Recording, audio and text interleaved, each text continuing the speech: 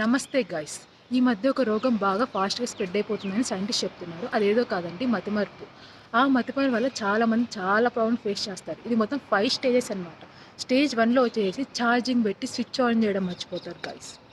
Switch on చేయడం మర్చిపోవడం పక్కన పెడితే ఎవడ్రా ఆపేసిందని మళ్ళీ గొడవ పడతారు. స్టేజ్ 2 వచ్చేసేసి ఫ్రిడ్జ్ దగ్గరికి వెళ్తారు.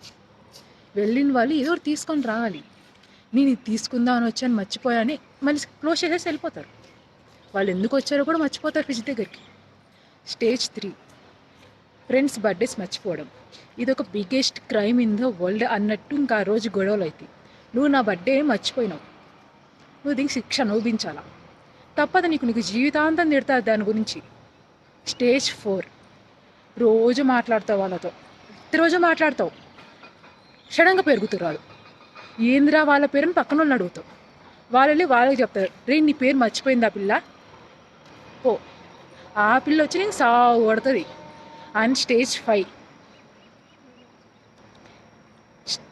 5 గైస్, నేను కూడా స్టేజ్ 5 అనేది మర్చిపోయాను. Because I'm in the stage 5 of మతిమరుపు. మీకు ఎవరైనా ఇలాగే ఏమైనా మతిమరుపు సిచ్యువేషన్స్ ఉంటే ప్లీజ్ కామెంట్ డౌన్ బిలో.